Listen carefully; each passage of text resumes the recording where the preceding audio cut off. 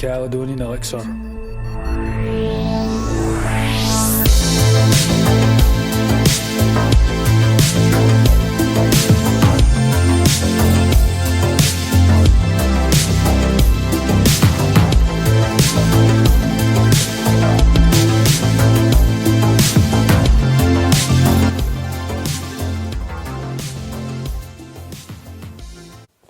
Welcome to the Caledonian Elixir.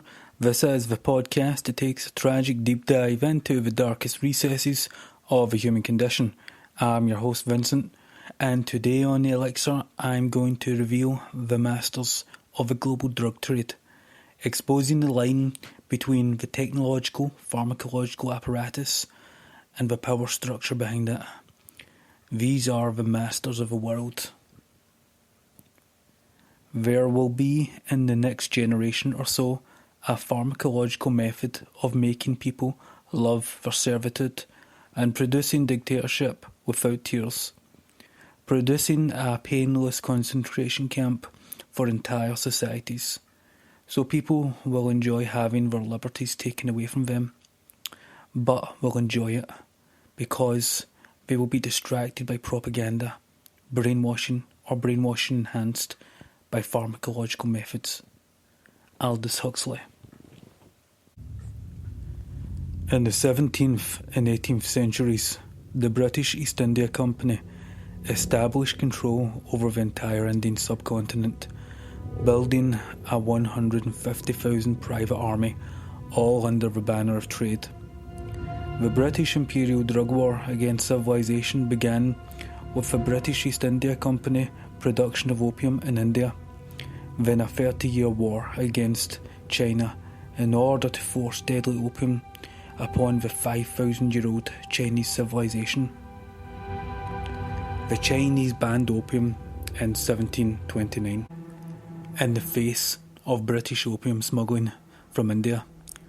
However, the empire ignored the ban and made lucrative connections with greedy merchant families in China. Incidentally, this criminal partnership was interlinked with the bank that became HSBC. By 1836, the British East India Company was delivering 30,000 chests of opium to China, enough to supply tens of millions of opium addicts. The impact of this on China was nothing less than the sapping of a nation's vitality. As a result, the Chinese emperor gave the order to crush the opium trade. Merchant families that enriched themselves from opium were imprisoned. A gathering of British drug dealers along with 20,000 chests of opium were destroyed.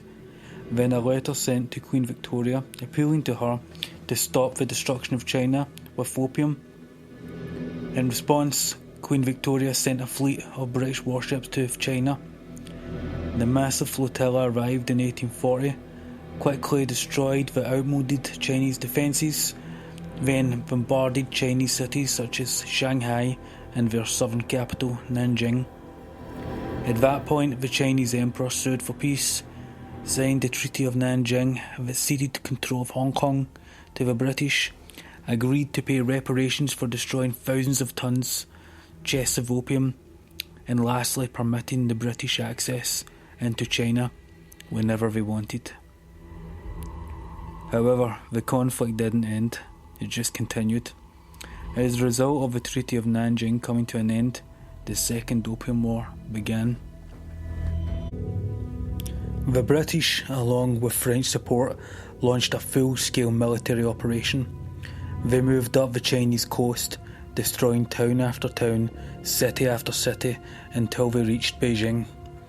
In Beijing, the British burnt down the Summer Palace and looted the city, resulting in the surrender of the Chinese. Opium in China was then legalised, and Britain expanded its power base with a new territory of Hong Kong, serving as the headquarters for an imperial drug operation, resulting in more than 50 million Chinese becoming addicted to opium, leaving the British with effective financial and military control over the decaying Jin dynasty. Back in Britain, this was sold to the public as a war protecting free trade. A convenient lie. Let me control a nation's money supply, and I care not who writes the laws. Amschel Rothschild. The use of opium as a means of social control is as old as its use as a painkiller. The Nizari, also known as the Assassins, used hashish and opium to brainwash prisoners as early as the 11th century. However, the game changed when in 1874 C.R. Wright developed diamorphine, also known as heroin. Bayer Chemical began manufacturing diamorphine under the brand name Heroin. It was hailed as a non-addictive, that's right, non-addictive, cure for everything from the flu to aging. It became so popular that in 1906, St. Louis Pharmaceutical advertised 3 samples of heroin tablets that dissolved on the tip of the tongue. Of course, this resulted in hundreds of thousands becoming addicted to the drug, with the League of Nations in 1924 regulating the manufacturing of heroin. However, Pandora's box had been opened and the demon was free to plague mankind. Initially, there was a decline in heroin manufacturing after the regulations imposed by the League, but the mafia under boss Charles Luciano understood there was now an already addicted consumer base in the West, so he helped create a massive underground enterprise distributing heroin. However, it was the CIA that linked the American mafia with the Corsican underworld, strengthening the international drug trade. You see, the CIA, through Operation Husky, allied with the Corsican underworld in order to crush worker strikes in Europe that threatened the US Marshall Plan, a plan that would entrench the Anglo-American power structure in war-torn continental Europe. On the other side of the world, Chinese immigrants in the mid-1800s entering Vietnam brought their opium addiction with them. Again, an addiction caused by the British Empire's opium exports into China. The Vietnamese imperial court opposed opium smoking. The French Empire, on the other hand, demanded the establishment of the imperial opium franchise, opening refineries in Saigon so that opium could be made, then distributed to the population in Vietnam. And once the population was addicted, then they would be taxed. In other words, the French were the drug dealers to the Vietnamese. French support launched a century later. This time they were at it again, but with heroin. The Indochina War pitted the French against the communist guerrilla forces. Short of war funds, the French intelligence and paramilitary turned to Operation X. This operation financed France's war in Indochina through trafficking opium and processing it into heroin.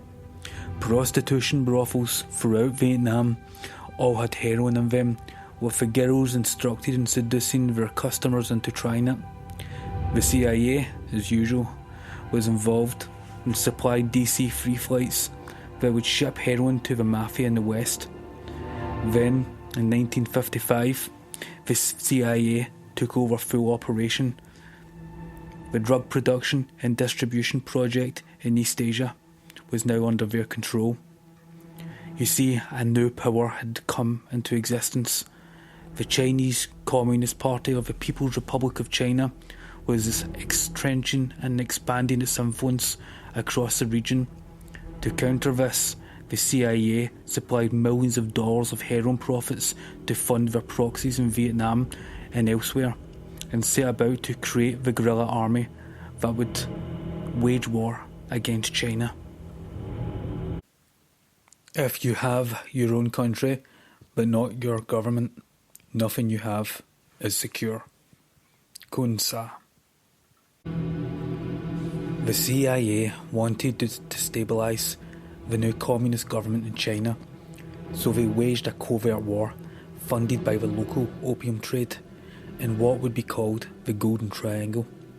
To improve the planting and cultivation of opium, the CIA sent Edgar Buell to the Golden Triangle with CIA assistance. Poppy production soared by 1,000%.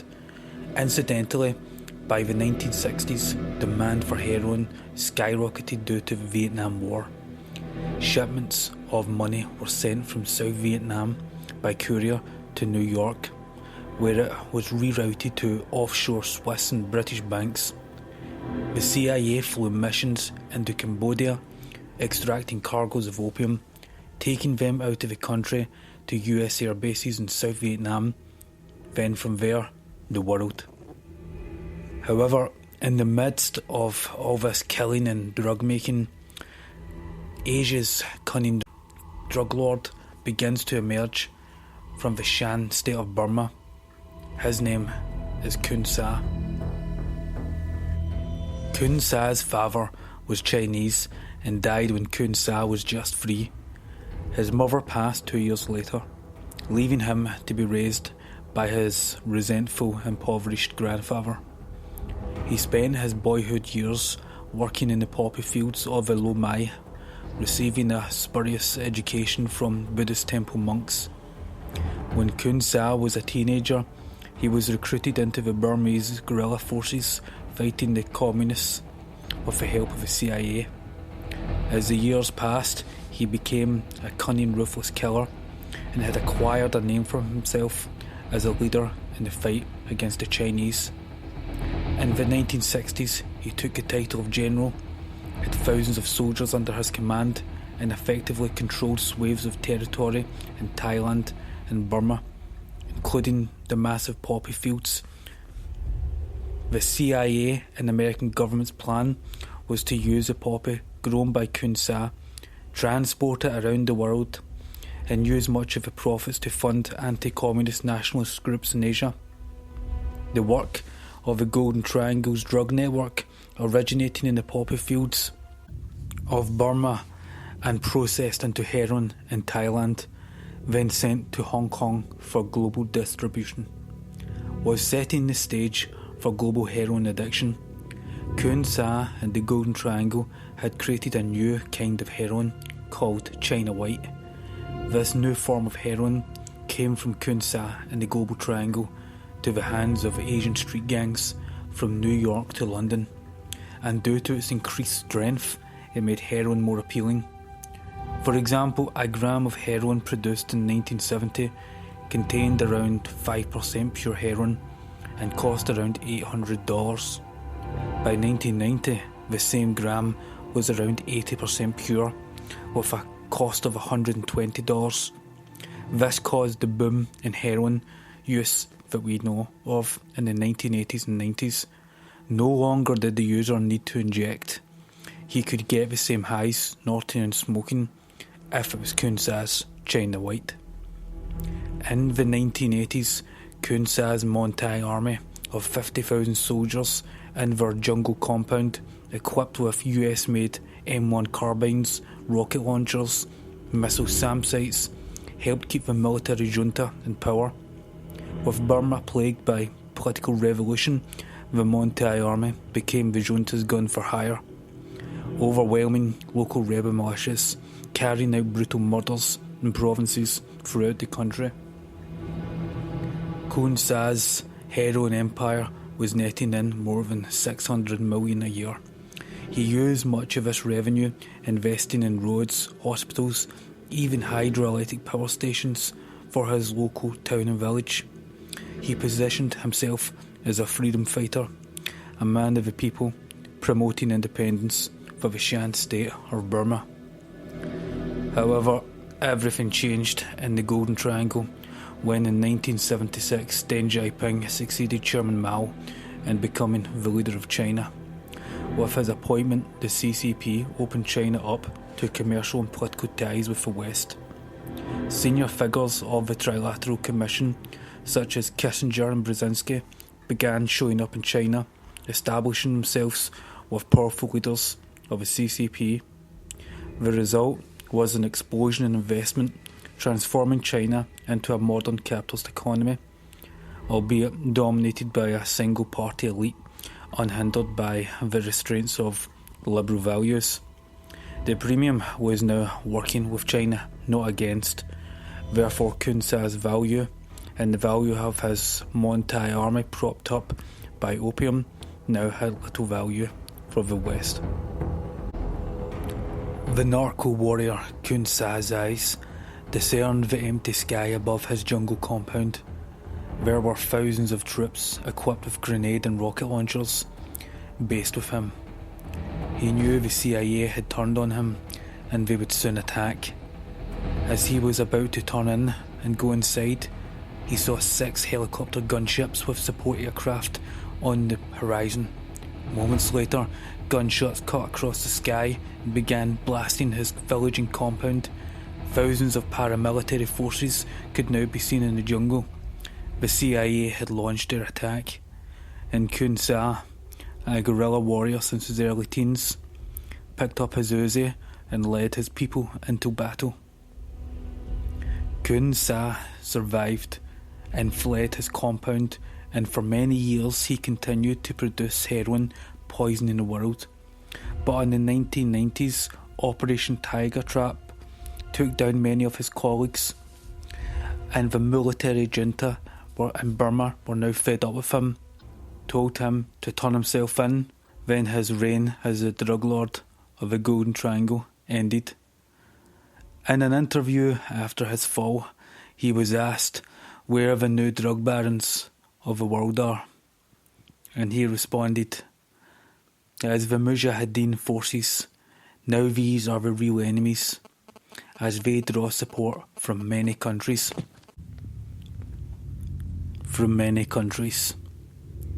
I just wonder what those countries are. Well, in the latter half of the 20th century, the Anglo-American powers shifted their attention from China to Russia, with the weapons they would use to demoralise and destabilise Russia being the same weapon they used against China. In 1997, the Taliban, an orthodox Islamic government, began a process of criminalising heroin and opium. By the year 2000, Afghanistan produced less than 100 tons of opium. Now it sounds a lot, but it was the lowest record in history. The globalist apparatus couldn't have this, so in 2001 the US and NATO forces invaded Afghanistan, ousting the Taliban.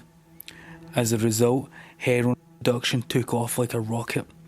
By 2007, opium production had risen to 8,240 tons.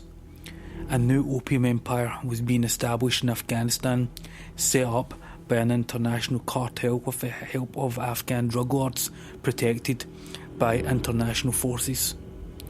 To demonstrate this, over 80% of opium and heroin production took place in southern provinces such as Helmand province that were under the control of Commonwealth soldiers.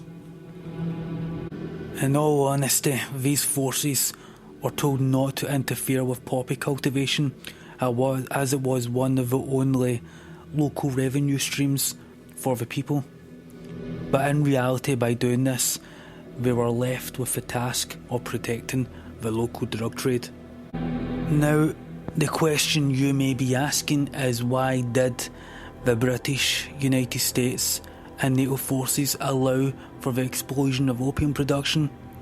Well, they were used by the globalist apparatus that enriched itself from this production. It was done in part to destabilise a region with adversaries of the globalist power structure, a region that contains Iran and Russia. Before the British and Americans created the Mujahideen in 1979, there was no heroin addiction in Pakistan. Now there are over 4 million heroin addicts in the country, and that's not to mention Russia and Iran. Another reason is that opium and heroin revenue comprises a major part of the profits of the globalist banking system. Drug money is currently the only liquid investment capital in the second half of 2008. Antonio Maria Costa, head of the UN Office for Drugs and Crime. In short, Drug money is laundered by our banks, as office books funding by the CIA globalist military intel apparatus, allowing forces in the shadows to menace civilization. The world drug trade, brought under control by Anglo-American forces, is a main source of funds propping up the corrupt, bankrupt globalist system in British offshore centres such as the Cayman Islands, Jersey Islands and the City of London itself. To demonstrate this, the amount of overseas investment, otherwise termed as liabilities, in offshore British banks in the year 2000, before the war in Afghanistan, was less than 700 billion. By 2008, after the war, it was over 10 trillion. Yes, war and narco trading is indeed big business. The great enemy of truth is very often not the lie, deliberate, contrived and dishonest, but the myth, persistent, persuasive and unrealistic. Too often we hold fast to the clichés of our forebears. We subject all facts to a prefabricated set of interpretations. We enjoy the comfort of opinion without the discomfort of thought. The 20th century war on drugs was a sham. The CIA, along with globalist finance, protected by globalist guns, are the merchants of death poisoning our planet. Opium, heroin, oxycontin, fentanyl were and are used to break the moral resistance of peoples around the earth. Our people have been thrown into servility, shackles. Others gave everything to an ambiguous high. Their names inscribed on granite and marble. Their sin was that they couldn't stop. Lastly, they are those who had their spirit, their identity killed, waiting for a day when they wake up and it was like before they began using. We are, as people, opposed to secret societies. Even today, there is little value in ensuring the survival of our nation if our traditions do not survive with it. And there is very great danger that an announced need for increased security will be seized upon, for increased concealment and censorship. For we are opposed around the world by a monolithic and ruthless conspiracy that relies on covert means for expanding its influence, on intimidation instead of free choice, on infiltration instead of invasion, of guerrillas by night instead of invasion by day. It is a system that has conscripted vast human and material power into an apparatus that combines military, diplomatic, intelligence, finance and scientific operations. Its preparations are concealed and not published, and opponents silenced. So that is the end of the Masters of the World. I hope you learned something, and if you enjoyed, please like and subscribe. I will see you next time.